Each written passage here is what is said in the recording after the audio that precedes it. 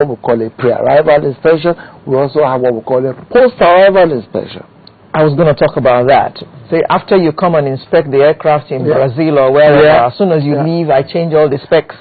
Thank you very much. I was probably reading your mind. So just in case, we would have, Nigerians are very honorable people. We are very honorable. We wouldn't do a thing like that, So, but however, that is what the regulations says. Okay. Now, the aircraft arrives. NCAA comes to check again. What role does customs play in this? Right. That's a different area entirely.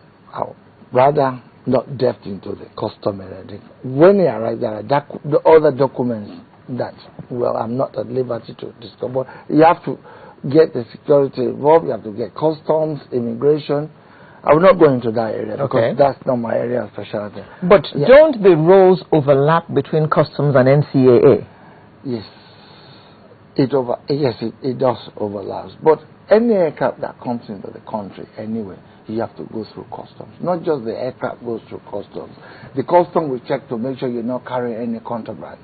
The immigration people, the immigration people will check that the people coming have the rights, that they're Nigerian or foreigners. If you're Nigerian, then you have a passport. Everybody have a role to play. Okay. Just like a normal, like what we call a drop and go aircraft, that comes into the country and it goes back. So it comes in, everybody has their role. But the NCA now comes in. When the aircraft comes in, then you have to submit the aircraft for a post-arrival inspection. Then we inspect the aircraft both operationally, make sure that the crew licenses are right.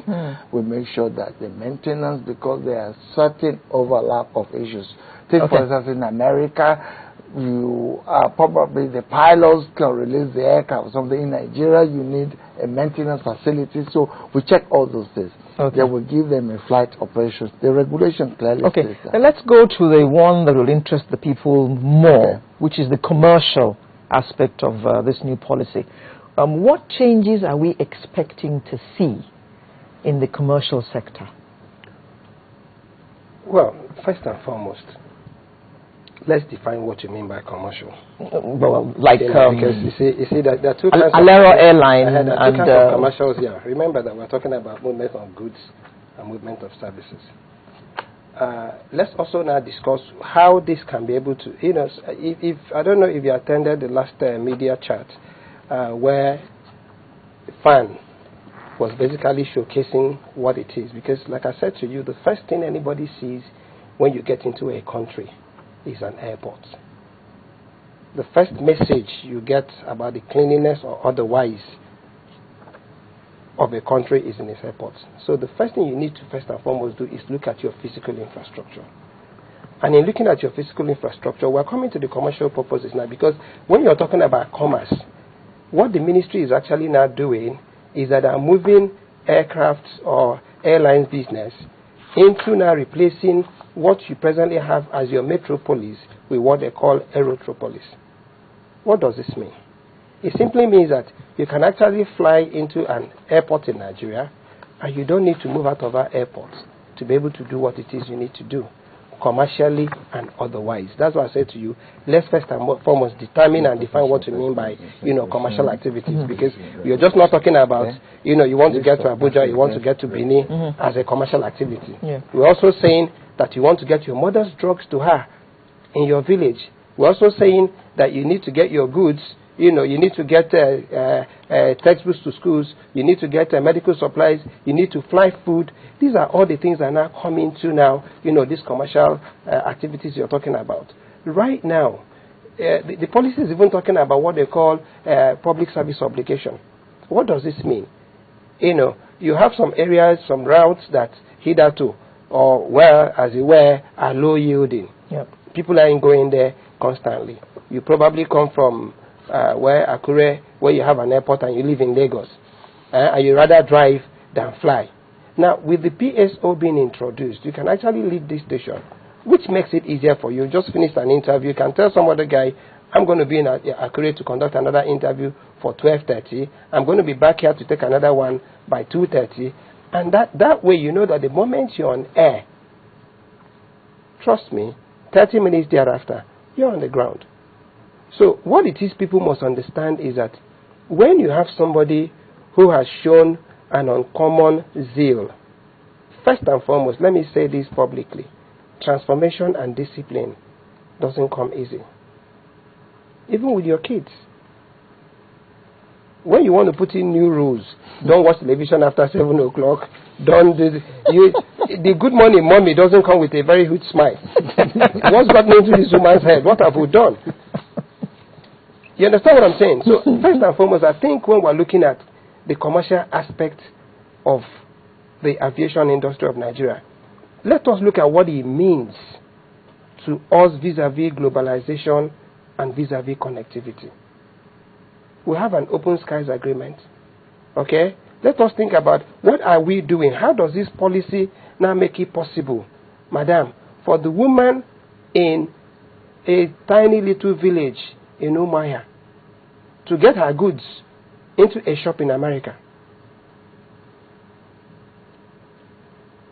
This is what should interest me and you. Isn't that a bit far-fetched? It is what the policy, is achieving, because part of what it is we have is that we have this AGUA, what we have, the Agricultural Great Opportunity Act, that the American government has given to us. And they say, bring in your fresh vegetables into America if you're able to meet our minimums. And what are these minimums? The minimums is that you must be able to retain the freshness of what it is you're bringing in. And the ministry says, okay, part of what it is we want to do is that let us be able to now see how we can be able to introduce this PSO policy to see how we can begin to now move fresh goods, out of where they are being, harvested or planted or produced, and we're able to get them into the market in a matter of hours. So until people truly understand that it goes beyond me and you, that what it is in this chain now, I've now introduced a new stakeholder who might not even know how to speak one word of English. But she is a stakeholder in the aviation industry. And what we do or what we don't do, as a development person, let me tell you what interests me more. When you travel abroad, I don't know if you've gone into Paris. It is an interesting experience. You have all these shopping malls, all included inside that airport environment. Now, what does it mean? It simply means that you can actually now do a 10-city European tour in 5 days. Do all your businesses and still come back here. And then you get into our country, because some people now don't want the things to be done the way it should be done. You stay in an airport for 10 hours and you're not able to move forward. So if you look at a policy that is a little bit ambitious, okay, then you should be able to say, yes, I think it's time, we're taking it to the next step. Do you see this policy and you say Eureka? I see this policy and I say, yes. What's Eureka? Eureka is that you found the gold. Yes is that I found the path. Okay. But I am telling you this and take it as a given. This is leading us to Eureka. So when you find that some private sector or even stakeholders say that the policy is going to be translated into more powers for the aviation ministry against what is the norm. So if I may finish, as against what is deemed as the norm in other parts of the world where the Ministry of Aviation has very limited input and interest in what is supposedly a business. Okay. When they say that, please be kind to say, can you quote, because this is written in black and white. We have just said to you, and the policy is here. If you allow us a minute, we can read it for everybody to hear. Nobody has said you can't carry the members of your family in a private jet. Engineer Ben has said to you, there are 3 kinds of private jets. There are private, okay? There are corporates. There are business jets. Okay? Now, what the policy says is that if you want to now extend your family to become your church members and your pastors and your brothers and your friends and all that, please let the authorities know who else is on that aircraft with you. Okay? Right now, we know. Which makes sense. That's what he's saying. Yeah. So when somebody says to you, listen, sir, it's important to you